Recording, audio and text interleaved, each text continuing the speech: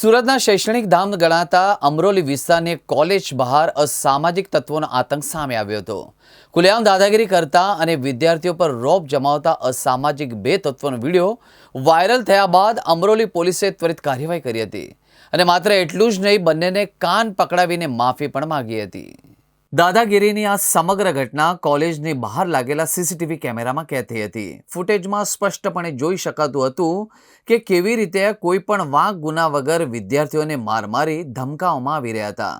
આ CCTV footage ગણતરીના સમયમાં સોશિયલ મીડિયા પર વાયરલ થતા લોકોમાં અને વિદ્યાર્થી આલમમાં ભારે રોષ જોવા મળ્યો હતો। વિડીયો વાયરલ થતાં જ અમરોલી પોલીસ તુરત જ હરકતમાં આવી હતી। પોલીસે સીસીટીવી ફૂટેજના આધારે તપાસ પણ શરૂ કરી અને ગણતરીના જ કલાકોમાં જ પોલીસ જેઓ દંડો રાખીને ફરતા અને દાદાગીરી કરતા મુખ્ય આરોપીને ઝડપી પાડવામાં આવ્યા હતા। પોલીસ સ્ટેશન આવતાની સાથે જ કોલેજ બહાર હીરો બનીને ફરતા યુવકનો નશો પણ ઉતરી ગયો હતો।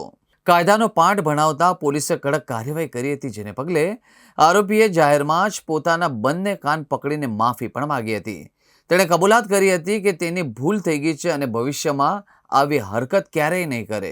આજના રોજ જે વિડીયો સોશિયલ મીડિયામાં વાયરલ થયેલો અમરોલી જેજલ કોલેજનો, ત્યાં હું મારી સ્પ્લેન્ડર બાઇક લઈને ગયેલો, હાથમાં પાઇપ લઈને ચેન સપાટા નાખવા તે અને મારી સાથે અભ્યાસ કરતા વિદ્યાર્થી સાથે ઝઘડો થયેલો, તે બાબતે હું માફી માંગુ છું અને આજ પછી એવું ક્યારેય થશે નહીં અને કોઈએ કરવું નહીં।